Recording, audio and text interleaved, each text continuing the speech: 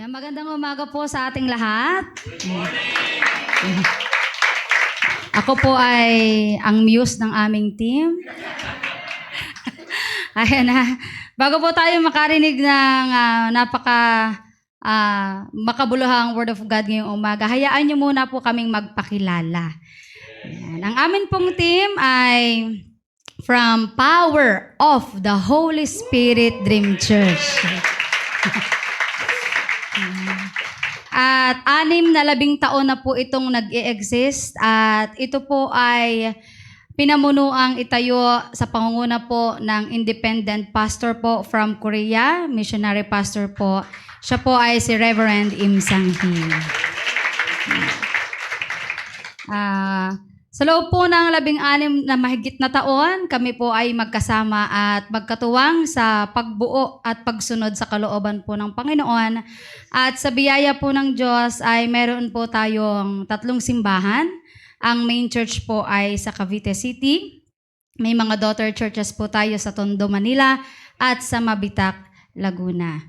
At patuloy po ang pagkilos ng Diyos at patuloy na sinasamahan ng Panginoon sa misyon ng simbahan. Ang mission po nito ay ang patuloy na makalikha ng mga komunidad o simbahang may kapuspusan sa pananalangin, yan, may kapuspusan sa pag-ibig, at higit sa lahat, kapuspusan sa pagpapahayag ng salita ng Panginoon. Yan. So, ang amin pong church ay nagiging daluyan po. Bagaman independent po ito, hindi po ito isang malaking organization, pero nagiging daluyan po ito ng Panginoon para maging instrumento po sa patuloy na pagpapalawak ng kanyang kingdom po sa daigdig na ito. And ang amin pong senior pastor, kasama ang kanyang asawa, si Pastora Esther Kim, ay patuloy na gustong makipag-isa sa espiritu ng mga Pilipino. Ayan. Para maluwalhati po natin ang ating Panginoon. At natutuwa po kami na mabalitaan nga po na mayroong ganitong gawain dito sa church na ito na naglalayo ng kapuspusan or empowerment po sa banal na espiritu. Ayan. So, yun lamang po ang aking maikling pagpapakilala. Ako po si Pastora Agnes, ang resident pastor po ng Cavite at syempre muse na din po ng PHSDC. Ayan, naawain na naman ako mamaya ng aking senior pastor kasi sasabihin, bakit sinasabi ko pa yon? Ayan. Siya po ang aming batang-batang senior pastor, tatay at maligalig na tatay sa PHSTC. Ang ating pong speaker, Reverend Im Sang-hee. Kasama po ang kanyang interpreter, Assistant Pastor, Sister Roxanne Gonzalez.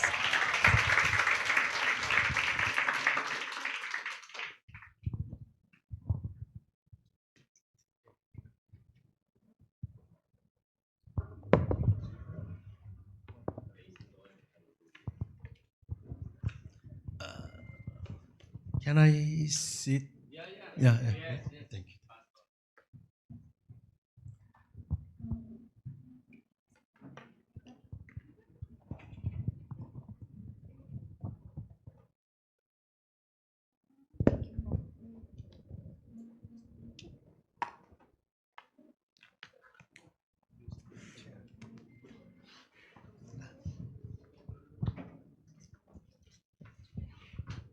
Thank you, Contestant.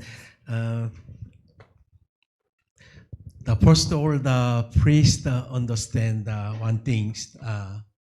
I can speak English very pangit. That's all. Isa pong bagay na inyo po sanang maunawaan, hindi po ganoon ka-fluent po ang aking English. That's why only you carefully listening to the interpret Kaya po Tagalog. nawa po tayo makinig ng maigi sa atin pong Tagalog interpreter. Yeah. Because once again, good morning, everyone. It's really nice to meet you. Isang magandang umaga po sa bawat isa. Nagagalak po akong makita ang bawat isa sa inyo. I sincerely thank you for inviting me on the unworthy person, despite the many excellent pastors available. Nagpapasalamat po akong lubos sa inyong pag-imbita sa akin, isang hindi karapat-dapat na tao sa kabila ng maraming higit na pastor. When I first saw the chairman, the Pastor Andy, I knew he was no ordinary the pastor. Nang una kong makita si Pastor Andy, alam kong siya ay hindi isang ordinaryong pastor. Only class that is members, only the other members. Parang Yung mga miyembro lang daw po ni Pastor Andy yung pumalakpak. he seems to be spiritually the outstanding pastor. Siya ay isang namumukod-tanging pastor. So that he seems to be pastor of a high spiritual level. Siya din ay isang pastor na may mataas na antas ng level sa kanyang espiritual. Of course, only the members of the club and the others. I think he recognized me and invited me. Kaya para sa akin, ako'y kanyang nakilala at inimbita dito. Okay, I will pray for a moment and then deliver the message. Ako po'y mananalangin panandalian bago ipahayag ang salita ng Let us Panginoon. pray. Almighty God, at this time, you are unworthy servant to preach your word. Panginoong makapangyarihan, sa oras na ito, ang iyong hindi karapat-dapat na lingkod ang magpapahayag ng iyong salita. Please let my appearance not be revealed. Hindi ang aking sarili ang mahayag, May I proclaim only the living word. kundi ang mahayag ay ang iyong salitang buhay. I pray in the name of Jesus Christ. Ito ang aking panalangin sa pangalan ng Panginoong Yesus. Amen. First, let us today the Lord give us the word of God, Ephesians chapter 4, and then beginning verse 1 to 4, and then 15 and then 16. Atin pong basahin ang salita ng Panginoon na nagmula sa Epeso, Kabanata 4, versikulo 1 hanggang 4, at versikulo 15 hanggang 16. Akin po itong babasahin. Nang sa gayon, hindi na tayo magiging tulad sa mga batang madaling matangay. Ulitin ko po ang aking pagbabasa. Kaya't ako na isang bilanggo, dahil sa Panginoon ay nakikiusap sa inyo na mamuhay kayo gaya ng nararapat sa mga tinawag ng Diyos. Kayong mga mapagpakumbaba, mahinahon at matyaga. Magparaya kayo dahil sa inyong pagmamahal sa isa't isa. Sikapin ninyong mapanatili ang pagkakaisang mula sa Espiritu sa pamamagitan ng kapayapaang nagbubuklod sa inyo. May iisang katawan at iisang espiritu kung paanong may iisang pag-asa na para doon kayo'y tinawag ng Diyos. Akin pong babasahin ang versikulo 15 hanggang 16. Sa halip, sa pamamagitan ng pagsasalita ng katotohanan sa diwa ng pag-ibig, tayo'y dapat maging lubos na katulad ni Kristo na siyang ulo nating lahat.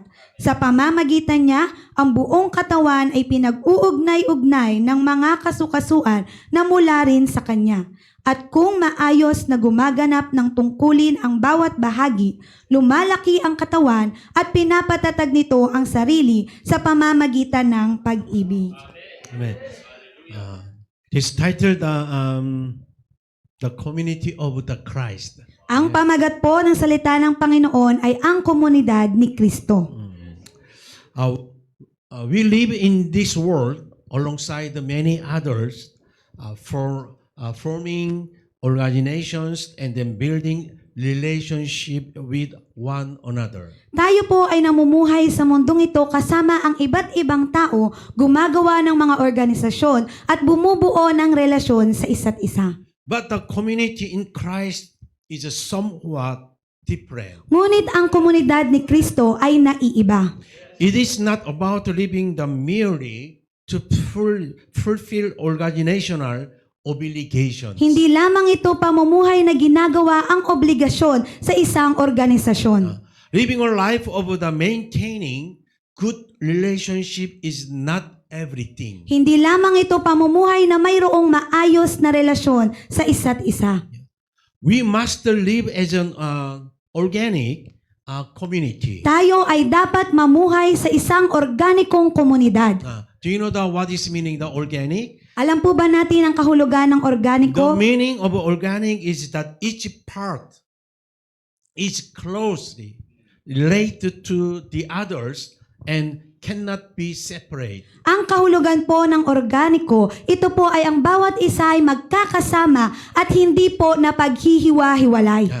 For example, when a car happen, a problem, you cannot simply throw away the old part and install new ones to change it, and then the running again. Halimbawa po, sa isang sasakyan ay mayroong sira. Pwede po nating palitan ang lumang bahagi at lagyan ng bago upang ito'y muling gumana. But we are not like that. Ngunit hindi po ganoon ang komunidad ni Kristo. The Bible describes our community as members of this body. Inilalarawan ng Biblia ang komunidad bilang isang bahagi ng iisang katawan. For example, we have a problem with our eyes. Halimbawa, tayo po ay may problema sa ating mga mata. How can that release? Paano po maaalis ang sakit sa ating Then mata? should we throw away that eye and put in new one? Dapat po bang tanggalin ang ating mata at palitan ng bagong mata? No, diba? That is not right. Hindi po ganoon. From now on, I will preach on the relationship between community and the church growth. Kaya po ipapahayag ko sa umagang ito ang patungkol sa komunidad at sa paglago ng isang iglesia. I will ask you the question, Ako po ay magtatanong sa inyo ng isang katanungan. is your church the healthy or the sick? Ang inyo po bang simbahan ay malago o mayroong sakit?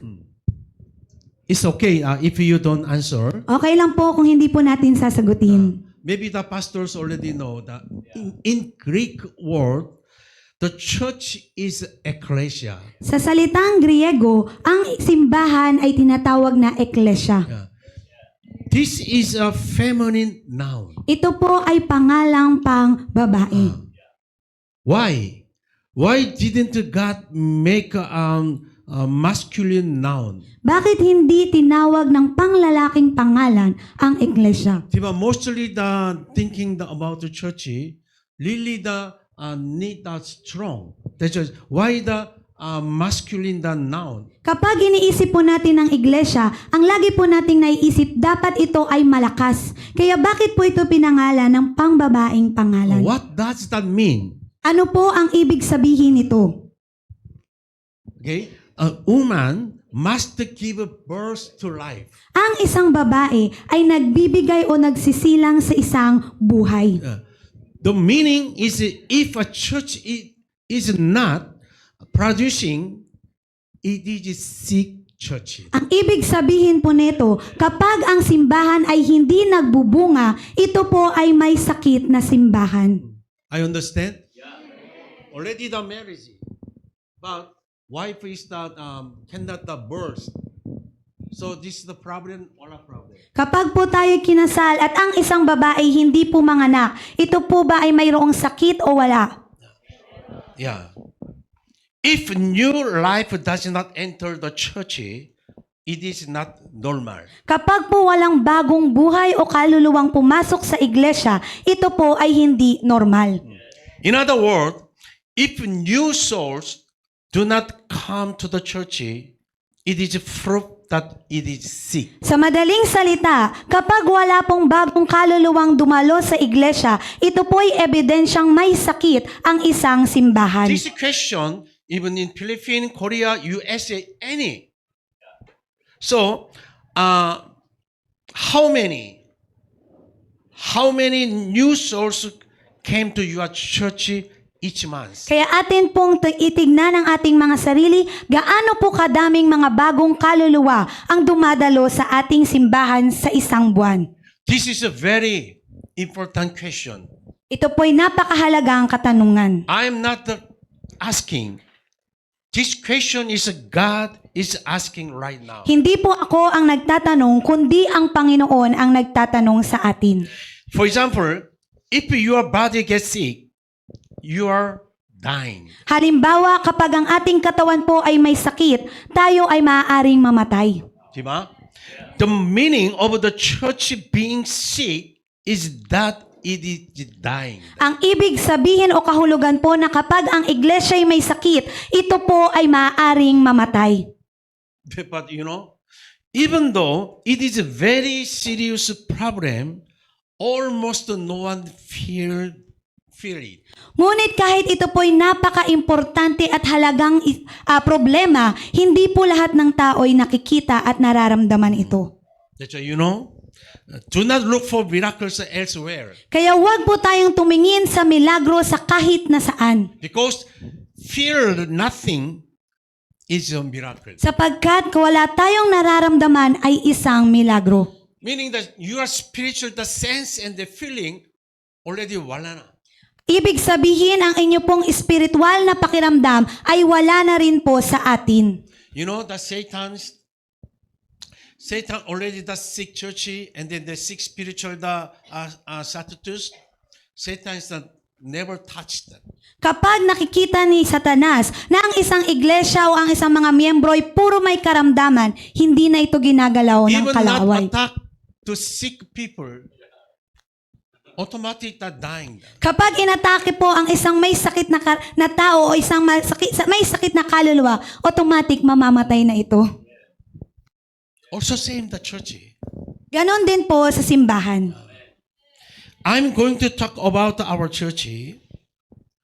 Please do not misunderstand.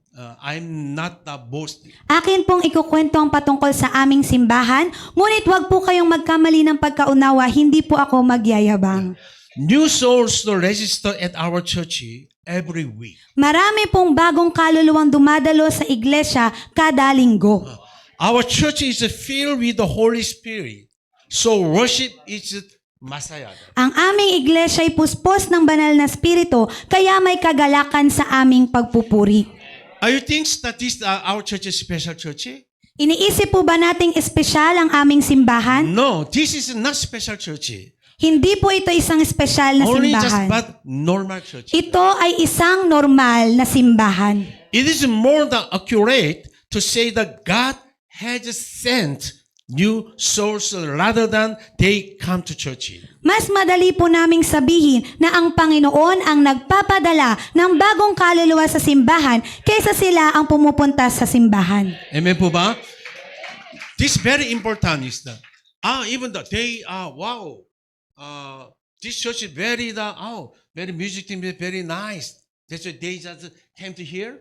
No, God sent to hear that. Huwag po nating isipin na dahil magaling ang worship team, magaling ang mga miyembro kaya pumupunta ang mga tao. Hindi po. Sila ay pinapadala ng Panginoon sa simbahang ito.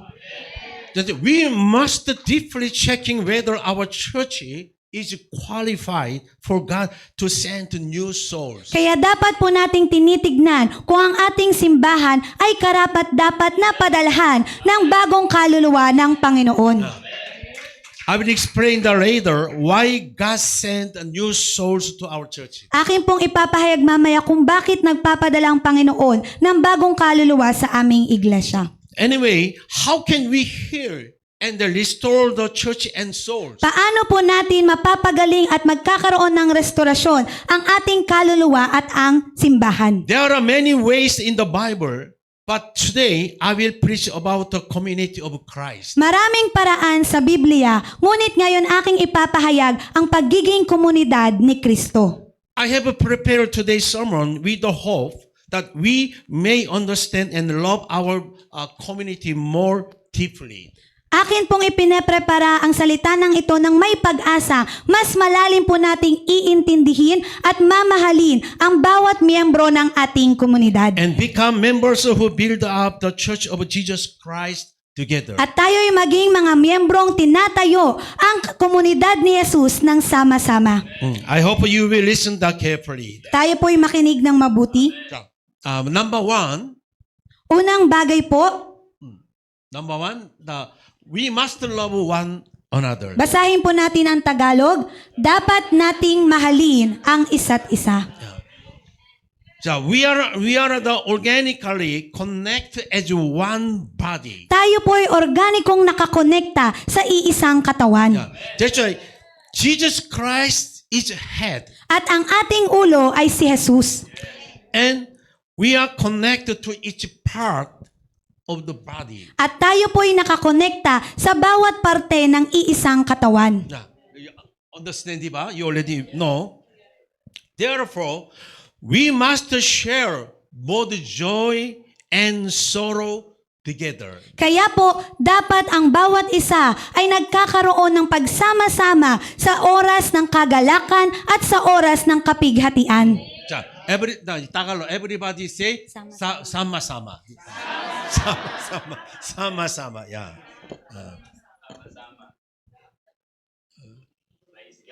sama-sama. 코리아 함께. 코리아 랑귀지 함께. 함께. Yeah. For example, there is a thorn in big toe. Halimbawa, mayroon pong tinik sa isang malaking paa. Yeah. That big toe is pastor. At ang paang ito ay ang pastor. That's why pastors complain of pain to the community. Parang community is the leaders and the members. Kaya ang pastor ay nagsabi ng kanyang nararamdaman sa komunidad at ang komunidad ay ang mga leader at ang mga miyembro. Yeah. For example, God's Love Fellowship members, the Pastor Andy now marami na masakit. Then leaders, hey, song leaders are very masakit. And then, diba? And then all eyes are focused on the spot where the pastor's torn. At ang lahat ng mga mata ay nakatuon kung saan masakit ang paa ng pastor. Yeah. That eye is members. At ang mga matang ito ay ang mga miyembro. Meanwhile, one of the leaders pulled out on and threw it on the ground. Kaya ang isa sa mga leader ay tinanggal ang tinik na ito at tinapon sa lupa. Understand? Yes. Yeah. In this way, healing and restoration take place within the community as one body. At dahil dito, magsisimula ang kagalingan at restorasyon sa komunidad ni Kristo. Here, the meaning of community can be understood as the church. At dito po ating mauunawaan, ang salitang komunidad ay nangangahulugang simbahan. 자, let us read the Bible together. Atin pong basahin ang salita ng Panginoon. 자, 1 Corinthians chapter 12 and then verse 26, 27. sabay-sabay. 1, 2, 3, go. Kung nasasaktan ang isang bahagi, nasasaktan din.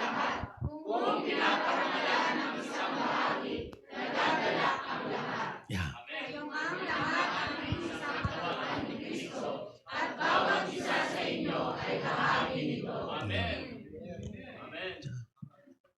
But what about us in reality? Ngunit ano po ang ating kalagayan sa realidad? When one of the members is struggling, do we sincerely think about his pain and comfort him and try to help him? Kapag ang isang miyembro ng ating iglesia ay nasa mahirap na sitwasyon, buong puso po ba natin talagang tinitignan at iniisip ang kanyang karamdaman? Inaalo po ba natin siya at sinusubukang tulungan? Or didn't you the gossip behind his back, pointing out his fault and hurting him even more pain? O atin po silang pinag-uusapan nang sila ay nakatalikod, tinuturo ang kanilang kakulangan at kamalian at mas lalo silang pinahihirapan. In Korea, some of Korea churches, marami that is happening. Marami pong ganitong pangyayari sa Korea. I think in Philippines, wala na in Philippines. Feeling ko po wala po sa Pilipinas. Amen po? Meron. Meron. Meron. Yeah. Wala here. Yeah. They're kapite meron. Diba, as a Christian, we know that we must love our the neighbors and the brothers and sisters. Bilang isang Kristiyano, alam po natin na dapat nating mahalin ang atin pong kapwa. But we are unable to put it into practice. Ngunit hindi po natin ito na isa sa buhay. You know? Why? Why is Bakit? that? Because we forget Jesus. Sapagkat kinakalimutan natin si Jesus.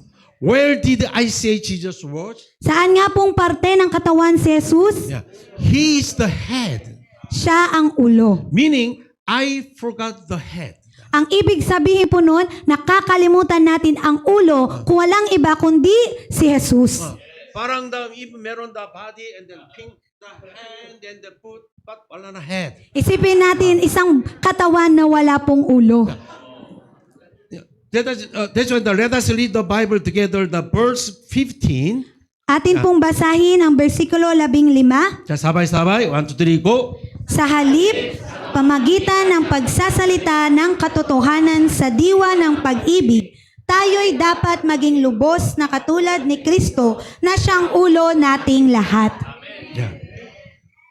We struggle because we forget Jesus and try to love by taking the head of ourselves. Nahihirapan po tayong mahalin ang kapwa sapagkat kinakalimutan natin si Jesus at sinusubukan po nating mahalin ang iba sa pamamagitan ng ating mga sarili. We must follow Jesus' love. Dapat nating sundin ang pag-ibig ni Jesus. The laying down the self and then the learning to practice Jesus' love is the true Christian life. Ang pag-aalay ng ating sarili at pagbibigay ng pag-ibig na katulad ni Jesus ang totoong buhay ng isang Kristiyano. If you're going to live however you want and hate each other, why attend to the church Kung worship? tayo po'y mamumuhay sa ating sariling kagustuhan at magkakaroon ng muhi sa iba, bakit pa tayo dumadalo sa simbahan? Jesus tells us not to live like that. Sapagkat sinasabi ni Jesus, huwag tayong mamuhay ng katulad nito. What is the love of Jesus? Ano ang pag-ibig ni Jesus? It is means that to be humble, Ito'y nangangahulugang maging mapagpakumbaba, help each other, tulungan ang isa't isa, also protect each other, protektahan ang isa't isa, understand and forgive and serve one another. unawain, patawarin at paglingkuran ang isa't isa. Do you know why I saw the other person's fault and mistake? Alam po ba natin kung bakit natin nakikita ang kamalian at kakulangan ng ibang tao? Hello, leaders. Sa mga leaders, alam po ba natin? I saw the one of the leaders the fault and the wrong and the mistake. Bigla na lang nakita ko ang kamalian at pagkukulang ng isang leader. Why only the ako does so? Bakit ako ang nakakakita nito? It means to pray for pastor or leader. Nakikita po natin ang kakulangan ng iba upang ipanalangin natin ang ating mga pastor at mga leader. For example, I saw the pastor's mistake and the wrongdoings. Halimbawa, nakita ko ang kamalian at pagkukulang ng isang pastor. Also, the one of the leaders. Ganon din sa mga leaders. Have you ever wondered why I saw it? Naiisip po ba natin kung bakit natin nakikita ang mga bagay na ito? It means, once again, to pray for pastor and then for leaders. Minsan pa, ito'y upang ipanalangin ang ating mga pastor at mga leader. Not to point that out. Hindi upang husgahan sila. Please, the pastors, listen carefully. Mga pastor, tayo po'y makinig ng mabuti. Ministry is not done with the fingers, but with the palms. Ang pagmiministeryo'y hindi ginagawa sa pamamagitan ng ating mga daliri, kundi ng ating mga palad. we should not point out the fault of the members with our fingers, but embrace them with our palms. Ibig sabihin po, hindi natin dapat itinuturo ang kamalian ng iba. Sa halip, niyayakap sila sa pamamagitan ng ating mga palad.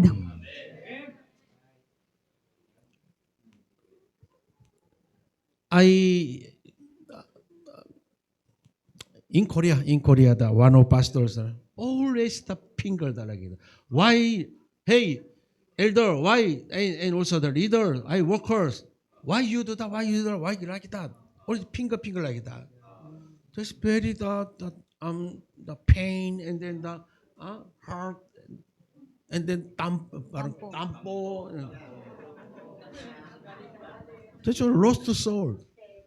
Sa Korea po, may isang pastor na palaging itinuturo ang kamalian ng iba. Bakit ka ganito? Bakit ka ganyan? Kaya ang leader na ito ay nagkaroon ng sakit o ng sakit sa kanyang pakiramdam at siya'y umalis. That's pastors, you must sincerely forgive and love any sin. Kaya mga pastor, buong puso po tayong magmahal at magpatawad sa anumang uri ng kasalanan. And can I have raise hand the leaders? Pwede pong magtaas ng kamay ang mga leaders. Okay. Kahit po sa ibang church, basta Are you po leader. pastor? Taas. Darin. Okay.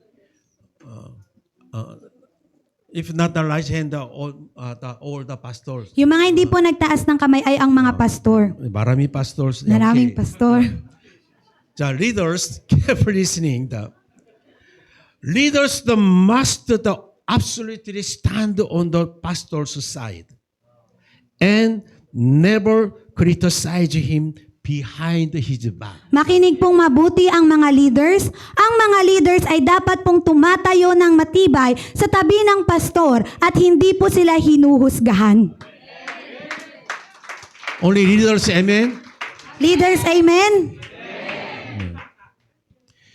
If the pastor is at fault, God will judge it. Kung ang may kasalanan ay ang pastor, ang Panginoon ang huhusga. Then ministry will surely success. At kapag ganito po ang ating ginawa, siguradong magkakaroon ng katagumpayan ang ating ministeryo. And syempre, the church will grow healthily. At syempre po, lalago ng malusog ang isang simbahan. Let us read the Bible together, verse 2 to 4. Atin pong basahin ang bersikulo 2 hanggang 4. Kayo'y maging mapagpakumbaba, mahinahon at matyaga. Magparaya kayo dahil sa inyong pagmamahal sa isa't isa.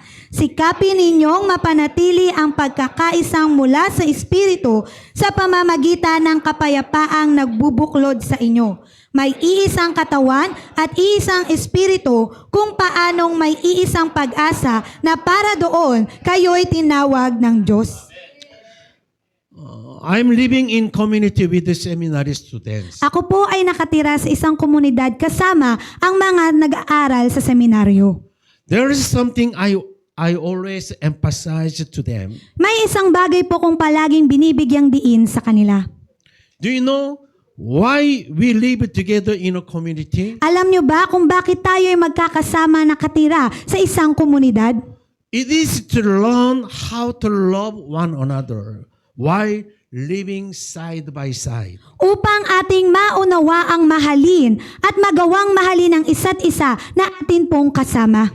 If we cannot love the fellow member next to us, how can we love the souls God has sent to us? Kung hindi po natin kayang mahalin ang mga taong kasama natin, paano po natin magagawang mahalin ang mga kaluluwang ipinadala ng Panginoon?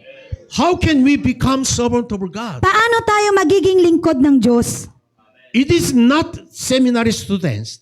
The same goes for all of you in attendance. Hindi lamang po ito para sa mga nag-a-attend o estudyante ng seminaryo, kundi para sa bawat isang naririto. Let us see the PPT. A life of faith is never perfect in isolation. Basahin po natin ang Tagalog. Ang buhay ng pananampalataya ay hindi kailanman nagiging ganap kung tayo ay nag-iisa. Then how next Jesus make us continue? Jesus make us into people of God through community. Yeah. Amen. Amen po ba? Amen. Next, number 2. Pangalawang bagay po, I will not along the message. hindi po mahaba ang aking mensahe. The number 2, we must fight together. Pangalawang bagay, dapat tayong lumaban ng sama-sama. Sama-sama. Korea 함께. Yeah. Korea 함께. Yeah. There are times in our life of faith when we feel truly the weary and tired. Dumadating po sa ating buhay pananampalataya na tayo po'y nakakaranas ng kapaguran at kabigatan. I cannot get up in a moment of despair. Hindi po tayo makatayo dahil mayroon tayong kabigatan. At this time, we as a community must fight 함께 for the weary members. At sa mga panahong ito, dapat po tayo bilang bahagi ng komunidad ni Kristo ay lumalaban ng sama-sama para sa mga miyembrong nahihirapan. If the husband is having hard time, the wife should fight. Kapag ang asawang lalaki nahihirapan, ang asawang babae ang dapat na lumalaban. If the wife is having hard time, syempre the husband should fight. Kapag ang babaeng asawa naman po ang nahihirapan, ang asawang lalaki po ang dapat na lumaban. Amen po ba?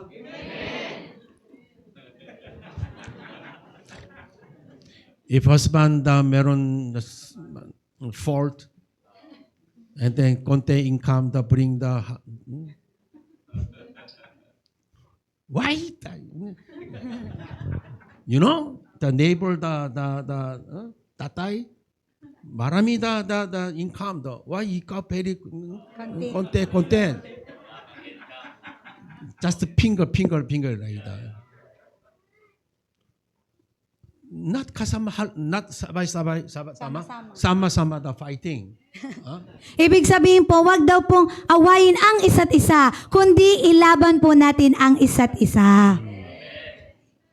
Nanay, amen po ba?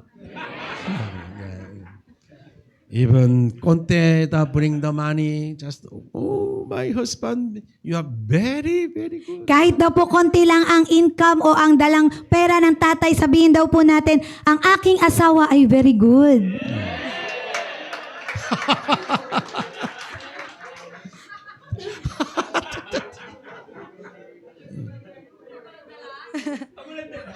If wala dala daw, if wala income. Wala income? Even though 돈 이게 돈. Kahit daw po walang income, wag daw po tayo magtuturo. Ganun. How farm? Oh, my husband wala income? No problem. Yeah. Paano daw po, wag po ang ating mga daliri, kundi ang ating palad, yakapin po natin. You know why? When God got create, what materials? Noong nilikha po ng Diyos ang tao, ano pong materials gawa ang taang lalaki? Soil, di ba? And the girl, Ang babae po ay saan po gawa? bone, di ba? Sa buto. One the more the strong. Kaya sino po ang mas malakas? Ang buto o ang gawa po sa... Kaya daw po, ganun po tayo mga babae.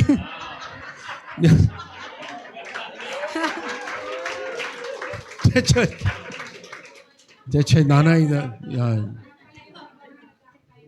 When you the finger like that, parang bone 팍팍 그러니까. Pag po tayo nagtuturo, parang buto. 대체 따따 있어, almost the patay 다니까. all found. Oh, no problem, no problem. And we must pray. This is the sama-sama 함께 fight. Ito po ang sama-samang paglaban. If the children are having hard time, syempre the parents should fight. Kapag ang mga anak po ang nahihirapan, ang mga magulang ang dapat na lumalaban. Is the pastor having hard time? Ang mga pastor po ba'y nakakaranas ng kabigatan? Leaders, 함께 fight. Mga leaders, sama-sama po tayong lumaban para sa mga pastor. 자, how? Paano po natin ito ipaglalaban? Fight and go like that? No. How? We fight with prayer. Paano po lalaban? Lalaban po tayo sa pamamagitan ng pananalangin. We fight on our knee. Lalaban po tayong nakaluhod. And we lift up each other with tears and love. At ating itataas ang isa't isa ng may pag-ibig at pagtangis. You know, once again, nanay, even your husband is the looking no good like that, but instead of the finger, then when your husband go out, people go out, you just hey, my husband tuk. Then your husband really one day, full day, very exciting, very joy. Because material is a soil. It's a very simple character. Mga asawang babae, kahit daw po hindi maayos ang ating mga asawa, bago po sila umalis, wag daw po turuin ng daliri, kundi akapin po natin sila at makikita po natin buong araw na masaya ang ating mga asawa sapagkat gawa sila sa alabok, simple lamang po sila. Yeah. 자, let us read the Bible together. Ephesians chapter 6 and the verse 12. Basahin po natin ang bersikulo 12, sapagkat hindi tayo kundi sa mga pinuno, sa mga may kapangyarihan, sa mga tagapagmahala ng kadilimang umiiral sa sanlibutan ito, sa mga hukbong espiritual ng kasamaan sa himpapawid. The Satan attacks are terrifying as the measure of each person's faith. Nakakatakot ang atake ni Satanas sapagkat kanyang tinitignan ang pananampalataya ng isang tao. It's not just about making things difficult. Hindi lamang niya ginagawang mahirap ang isang bagay. Satan does shake us with material things Nililiglig tayo ng kaaway sa pamamagitan ng material na bagay, and illness karamdaman, and problems with our children. at problema sa ating pamilya. That's why we need an ally to fight. Kaya kailangan natin ng kakampi upang lumaban. Who is on my side? Sino ang ating kasama't kakampi? They are my family and church members of the church. Ito po ang aking pamilya at ang miyembro ng simbahan. Of course, on my side, in the pastors and then leaders. At kasama po natin ang mga pastor at mga leader ng simbahan. This is the pastor things. That's never mind.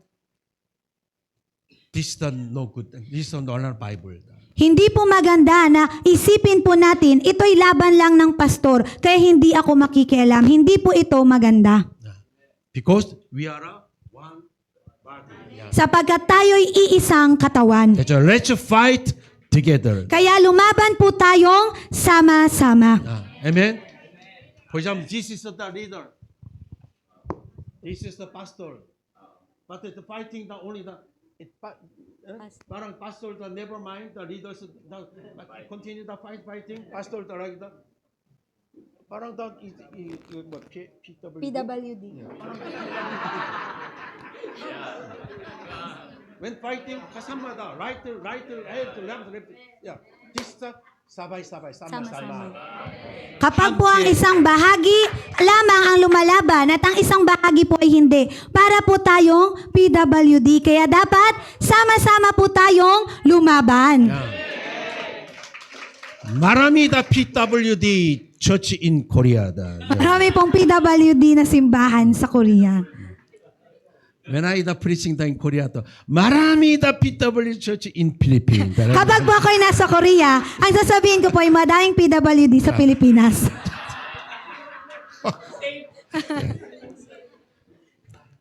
Once again, let us fight through prayer. Yeah. Tayo po ay lumaban sa pamamagitan ng pananalangin. If there are ways to help, let us protect one another. At kung may paraan po upang makatulong, protektahan po natin ang isa't isa. Even at the cost of our own dedication and sacrifice. Kahit po ang maging kabayaran nito ay ang ating dedikasyon at ang ating pagsasakripisyo. If we are united, we will live, and if we scatter, we will die. Kapag tayo po ay nagkakaisa, tayo po ay mabubuhay. Ngunit kung tayo po ay hiwa-hiwalay, tayo po ay mamamatay. That's the true community of Christ. Ito po ang totoong komunidad ni Kristo. If this happens, it becomes a strong church. At kapag nangyari po ito, magiging matatag ang isang simbahan. Also become strong pastor and leader. At magiging matatag din po ang ating pastor at ang mga leader. The next number 3, Pangatlong bagay, we must be of one mind. tayo po ay dapat iisa ang kaisipan. So for example, pastor is about to move this way. Halimbawa po ang pastor ay dadaan dito sa daang ito. But one of our leaders wanted to go here. Ngunit ang isang leader ay nais namang pumunta sa kabilang direksyon. And also another leader's left hand is pointing this way. At ang isang leader naman po ay tumuturo sa iba ring direksyon. In a word, this is a torn body. Sa madaling salita, ito po ay ang hiwa-hiwalay na katawan. I understand? Ah.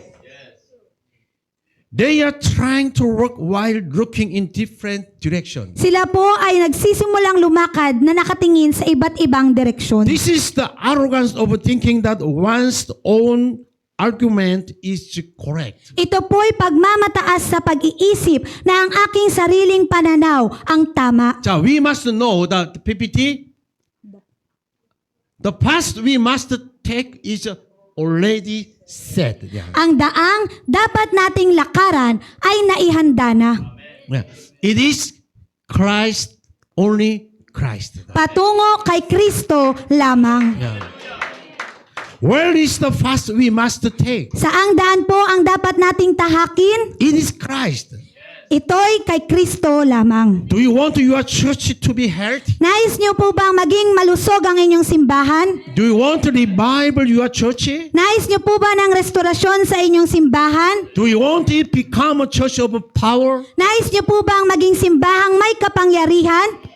Then let me tell you a way. Akin pong sasabihin ang isang Yeah. paraan. All leaders listen to the pastor's instruction and obey completely. Sabay-sabay po nating basahin, lahat ng leader ay maingat na makinig sa tagubilin ng pastor at lubos na sumunod. 자, dito, mostly the leaders the listening the instruction of pastors. But one problem, obey something is disobey. Ang mga leader po ay nakikinig naman sa instruction o tagubilin ng pastor. Ngunit minsan sila'y sumusunod at minsan sila'y hindi sumusunod. God want about obey this complete. Ang nais ng Panginoon ay ang lubusang pagsunod. And more importantly, pastors listen to the voice of God. At ang pinakamahalaga, mga pastor, makinig tayo sa tinig ng Diyos. Once again, listen to the voice of God than voice of people. Makinig tayo sa tinig ng Diyos at hindi sa tinig ng tao. To do so, pastors must give their lives to prayer. Upang magawa po natin ang bagay na ito, ang mga pastor ay dapat ibinibigay ang kanilang buhay sa pamamagitan ng pananalangin. How can they listen the voice of God? Paano natin mapapakinggan ang tinig ng Diyos? Only through prayer. Sa pamamagitan lamang ng pananalangin. If you spend much time kneeling, you will hear the voice of God loudly and clearly. Kung tayo po'y nagbibigay ng oras sa pagluhod sa pananalangin, malinaw at malakas po nating maririnig ang tinig ng Diyos. If you kneel before God, you can stand before any man. Kung ikaw ay luluhod sa ating Panginoon, kaya mong tumayo sa kahit na sinong tao.